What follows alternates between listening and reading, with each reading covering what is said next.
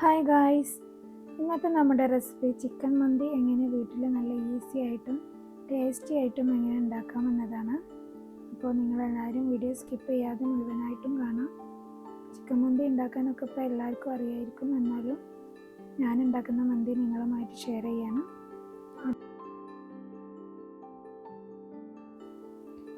കഴുകി വൃത്തിയാക്കിയ മീഡിയം വലിപ്പത്തിലുള്ള ചിക്കനാണ് ഞാനിവിടെ എടുത്തിട്ടുള്ളത്. സ്കിന്നോട് കൂടിയുള്ള ചിക്കൻ ആയിരുന്നെങ്കിൽ ഒന്നുകൂടി ടേസ്റ്റ് ആയിരിക്കും. എനിക്ക് അങ്ങനെ കിട്ടിയില്ല, അതുകൊണ്ടാണ് ഞാനിത് വെച്ച് ചെയ്യുന്നത്. ചിക്കൻ പീസ് ഓരോന്ന് ഇതുപോലെ വെച്ച് കൊടുത്തിട്ട് നമുക്കൊരു കത്തി വെച്ചോ ഫോർക്ക് വെച്ചിട്ടോ ഒന്ന് കുത്തി കൊടുക്കാം, മസാല അതിലേക്ക് പിടിക്കാൻ വേണ്ടിയിട്ടാണ്.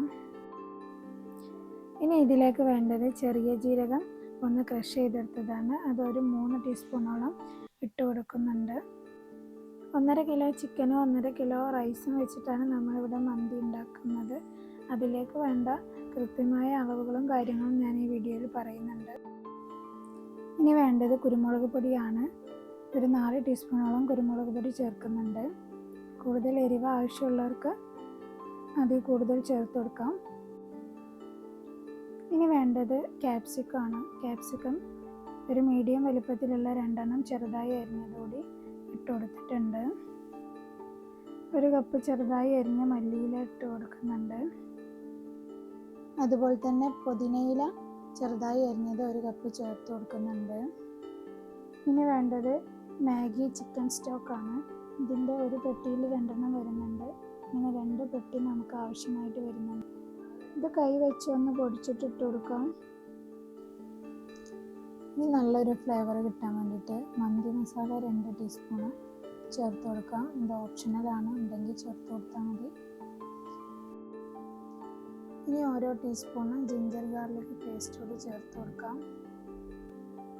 200 ml 1 കപ്പ് സൺഫ്ലവർ ഓയിൽ കൂടി ഇതിലേക്ക് ഒഴിച്ചു കൊടുക്കുന്നുണ്ട്. ഇത്രയും സാധനങ്ങളാണ് നമുക്ക് ഈ ഒരു ചിക്കനിലേക്ക് ചേർക്കാനുള്ളത്.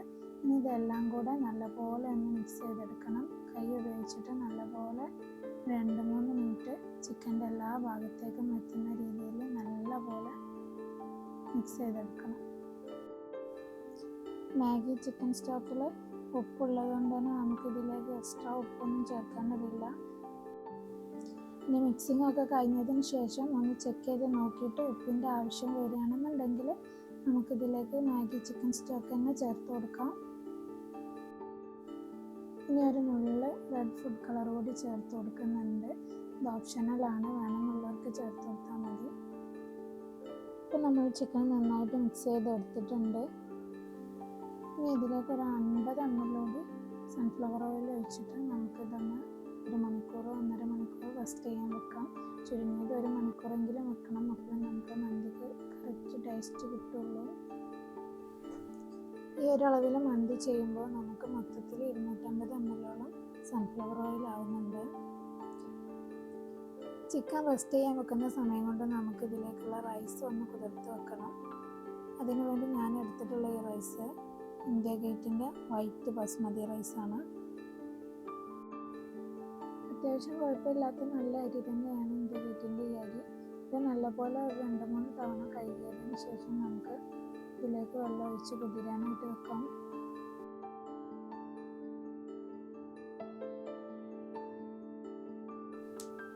ഈ ഒരു സമയത്ത് നമുക്ക് അരി വേവിച്ചെടുക്കാനുള്ള വെള്ളം അടുപ്പിൽ വെച്ചൊന്ന് ചൂടാക്കിയെടുക്കാം.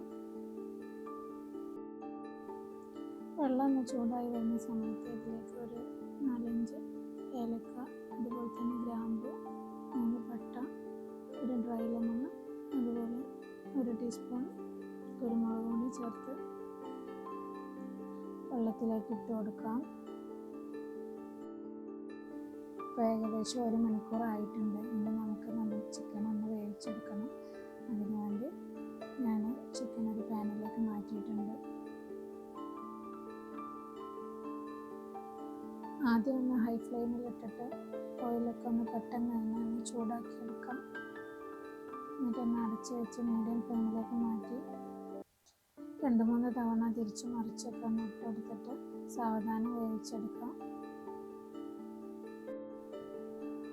ഇപ്പം നമ്മുടെ ചിക്കനിലേക്ക് ഓയിലിൻ്റെ പുറമെ ചിക്കനിൽ നിന്നുള്ള വെള്ളം കൂടി ഇറങ്ങിയിട്ടുണ്ട്. ഇതൊന്ന് അടച്ച് വെച്ച് കൊടുത്താൽ നല്ലപോലെ വെന്ത് കിട്ടും. നമ്മൾ ചേർത്ത് കൊടുത്തിട്ടുള്ള ക്യാപ്സിക്കം, മല്ലിയില, പുതിനയിലൊക്കെ ഉണ്ടല്ലോ, അതും ഇതിൻ്റെ കൂടെ തന്നെ, ചിക്കൻ്റെ കൂടെ തന്നെ നല്ലപോലെ വെന്ത് ഉടഞ്ഞിട്ടിട്ടുണ്ട്. 25 മിനിറ്റോളം ഞാൻ ഈ ചിക്കന് ഇതിൽ വേവിച്ചെടുത്തിട്ടുണ്ട്. ഒരിക്കലും ഫ്രൈ ചെയ്തെടുക്കരുത്. നമുക്ക് ഈ ഓയിലിൽ കിടന്നിട്ട് തന്നെ അടച്ച് വെച്ച് കൊടുത്താൽ ഒരു പുഴുങ്ങിയ ടെക്സ്ചറും അതുപോലെ തന്നെ ഒരു ഫ്രൈ ഓയിലിൻ്റെ എല്ലാം ഇത് എത്തുന്നത് കൊണ്ട് ഒരു ഫ്രൈ ചെയ്ത ടെക്സ്ചറും കൂടി കിട്ടും. അങ്ങനെ വേണം നമുക്ക് ചിക്കൻ എടുക്കാൻ വേണ്ടിയിട്ട്. റൈസ് വേവിക്കാൻ വേണ്ടി വെച്ച് നമ്മുടെ വെള്ളം തിളക്കാൻ തുടങ്ങിയിട്ടുണ്ട്. നമുക്കിതിലേക്ക് ആവശ്യത്തിനുള്ള ഉപ്പ് ചേർത്ത് കൊടുക്കണം. കല്ലുപ്പുണ്ടെങ്കിൽ അതായിരിക്കും കൂടുതൽ നല്ലത്.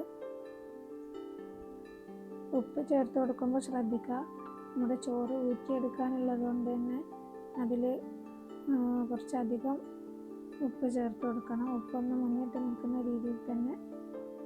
ആ വെള്ളം നന്നായിട്ട് തിളച്ച് വന്നിട്ടുണ്ട്. നമുക്കിതിലേക്ക് ഒരു 3-4 ടീസ്പൂണ് ഓയിൽ കൂടി ഒഴിച്ചു കൊടുക്കാം. ചോറ് തമ്മിൽ ഒട്ടാതിരിക്കാൻ വേണ്ടിയിട്ടാണ് ഇങ്ങനെ ചെയ്യുന്നത്. ഇനി കുതിർത്ത് വെച്ച നമ്മുടെ അരിയിലെ വെള്ളം മുഴുവനായിട്ടും ഒഴിവാക്കിയതിന് ശേഷം നമുക്ക് ഈ തിളച്ച വെള്ളത്തിലേക്ക് ഇട്ട് കൊടുക്കാം.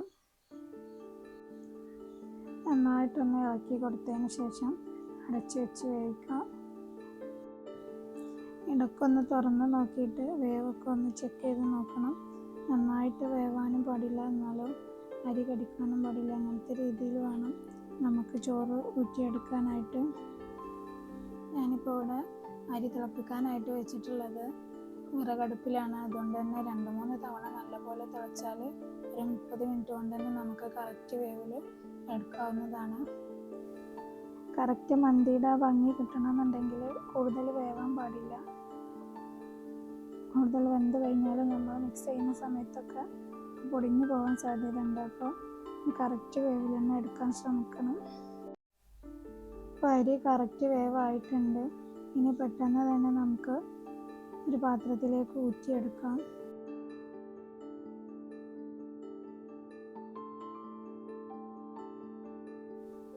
ഇനി നമ്മുടെ ചിക്കനും റൈസും ചൂടോടെ തന്നെ ദം ചെയ്യാനായിട്ട് വെക്കണം. അതിനുവേണ്ടി ഞാനിവിടെ ഒരു വലിയ പാത്രത്തിലേക്ക് ചിക്കൻ്റെ മിക്സും ആ ഓയിലോട് കൂടി തന്നെ ഇതിലേക്ക് ഒഴിച്ചു കൊടുക്കുന്നുണ്ട്. ചിക്കൻ്റെ പീസ് മുഴുവനായിട്ടും നമ്മൾ ഇതിലേക്ക് ഇട്ട് കൊടുത്തിട്ടില്ല. ഇനി വേവിച്ച് വെച്ച നമ്മുടെ ബസ്മതി റൈസ് ഇതിൻ്റെ മുകളിലേക്കായിട്ട് ഇട്ട് കൊടുക്കാം. ഇനി നമുക്കിതിലേക്ക് കാണാനൊരു ഭംഗിക്ക് വേണ്ടിയിട്ട് ഒരു നുള്ളു ഫുഡ് കളർ കുറഞ്ഞ വെള്ളത്തിൽ കലക്കിയിട്ട് ഇതുപോലെ ഒന്ന് ഒഴിച്ചു കൊടുക്കാം. അതുപോലെ തന്നെ ഒരു 1/2 ടീസ്പൂൺ മഞ്ഞൾപ്പൊടി 1 ടീസ്പൂൺ വെള്ളത്തിൽ കലക്കിയിട്ടും ഇതുപോലെ ഒഴിച്ചു കൊടുക്കാം. അപ്പോൾ നമ്മൾ വിളമ്പുന്ന സമയത്ത് നല്ലൊരു ഭംഗിയായിരിക്കും കാണാൻ, റെഡും യെല്ലോ കളറും കൂടി മിക്സ് ചെയ്ത് വരുമ്പോൾ. ഇനി ഒരു 3-4 പച്ചമുളക് നല്ലപോലെ കഴുകിയതിന് ശേഷം നമുക്കിതിലേക്ക് ഇങ്ങനെ വെച്ച് കൊടുക്കാം. അതിൻ്റെ ആ സ്മെല്ല് അതിലേക്ക് കിട്ടാൻ വേണ്ടിയിട്ടാണ്. നേരത്തെ നമ്മൾ മുഴുവൻ ചിക്കൻ ഇതിലേക്ക് ഇട്ട് കൊടുത്തിട്ടുണ്ടായിരുന്നില്ലല്ലോ, അതിൻ്റെ ബാക്കി ഇതുപോലെ മുകളിലായിട്ട് ഇങ്ങനെ വെച്ച് കൊടുക്കാം. നമ്മൾ സ്മോക്ക് ചെയ്യുന്ന സമയത്ത് ചിക്കനിലേക്ക് കൂടി ആ സ്മോക്കിംഗ് ടേസ്റ്റ് കിട്ടാൻ വേണ്ടിയിട്ടാണ് നമ്മളിങ്ങനെ ചെയ്യുന്നത്. ഇനി നമുക്ക് ഇതുപോലെ ഒരു പാത്രത്തിൽ തീക്കനൽ അല്ലെങ്കിൽ ചാർക്കോൾ കത്തിച്ചിട്ട് അതോ ഇങ്ങനെ വെച്ച് കൊടുത്തിട്ട് ഒരു ഇത്തിരി ഓയിൽ ഇതിൻ്റെ മുകളിലേക്കായിട്ട് ഒഴിച്ചു കൊടുക്കുക. അപ്പോൾ ഇതുപോലെ നന്നായിട്ട് പുക വരും. പുക വരുന്ന സമയത്ത് പെട്ടെന്ന് തന്നെ അടച്ചു കൊടുക്കണം. അപ്പോൾ ആ സ്മോക്കി സ്മെല്ല് ഈ ചോറിനകത്തേക്ക് പിടിക്കാൻ വേണ്ടിയിട്ടാണ്. ഇനി ഇത് അടുപ്പിൽ നിന്ന് പെട്ടെന്ന് തന്നെ മാറ്റി കൊടുക്കുക. ഇനി ഒരു 10-15 മിനിറ്റ് ഇത് നല്ലപോലെ ദം ചെയ്തെടുത്തതിന് ശേഷം നമുക്ക് കനലൊക്കെ ഒന്ന് മാറ്റി കൊടുക്കാം.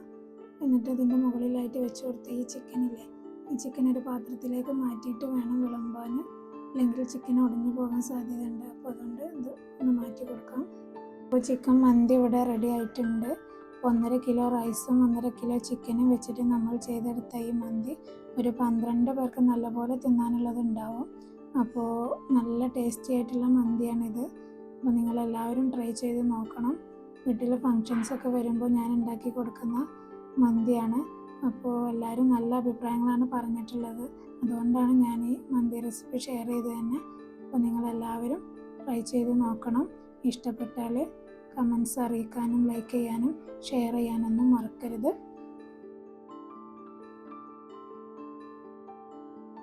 അപ്പോൾ നമ്മുടെ ചാനൽ ആദ്യമായിട്ട് കാണുന്നവരുണ്ടെങ്കിൽ ഉറപ്പായിട്ടും സബ്സ്ക്രൈബ് ചെയ്യണേ.